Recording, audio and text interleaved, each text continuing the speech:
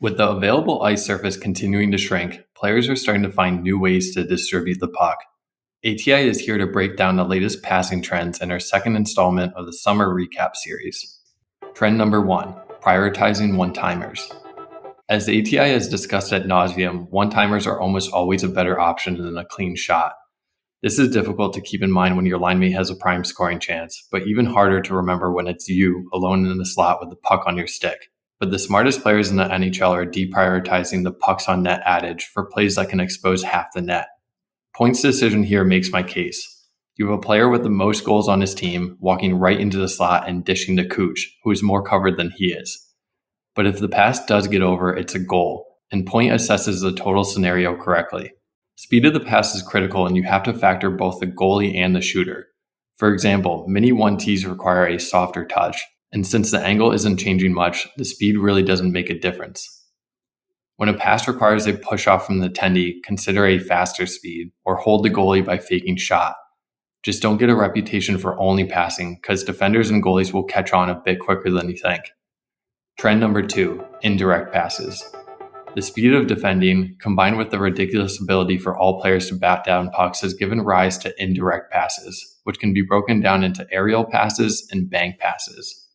Aerial passes are like football passes. They are meant to be received in the air. Because the puck doesn't need to land, it allows the passer to put more speed on it, thus being able to squeeze it into spaces that normally wouldn't work.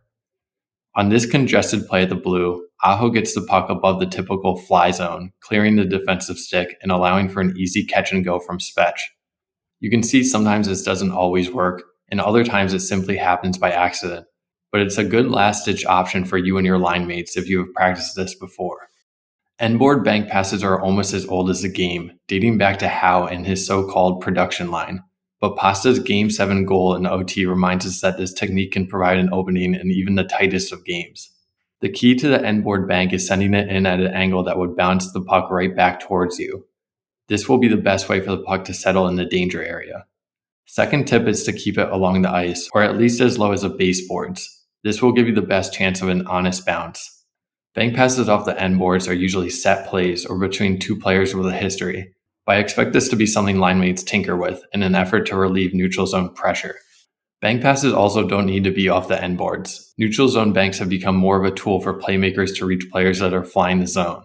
These plays require a significant amount of chemistry and trust, as the puck's destination should be considered more than the original trajectory. In this example, Barkov's pass may look tempting to bat down, but Reinhart knows not to engage until after the bank. This allows him to maintain his speed while also protecting the puck from the defender. Trend number 3, hard passes along the ice. Another trend that spawned off the limiting success of the saucer is the hard pass along the ice, to be leveraged on 2-on-1s, power plays, and in-zone D-to-D passes. It's hard for players to accept the fact that this simplified method is sometimes the best thing to do. Yes, some attempts will get swallowed up, making players feel like they didn't do enough.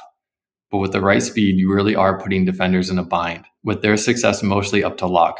Secondly, a pass along the ice is simply easier to receive and has no spin on it. Look at these two Mikko to Mac examples. In the first 2-on-1, we see Mikko throwing sauce, which gives the defender a chance at a swipe. He misses, but so does Mac, with the overall play taking a while to develop. Now in this 2-on-1, Mikko fires between the triangle.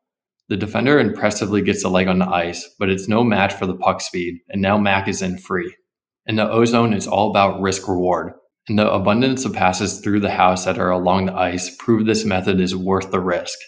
Trend number 4, route deception.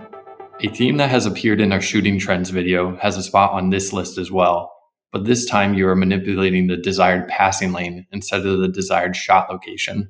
McDavid likes to do this with what I call body manipulation. Look how Connor's eyes, shoulders, and puck position are all concealing his true desire to slip this to Hyman.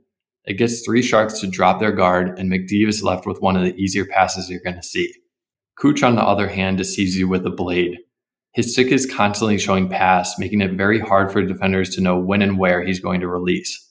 Look at this play here. There's no secret where he wants to go, and yet he's able to go through the triangle on both Moore and Deneau. Yes, part of this is fear factor, but Kuch gets his stick in the passing lane faster than anyone I know, and releases from so many angles.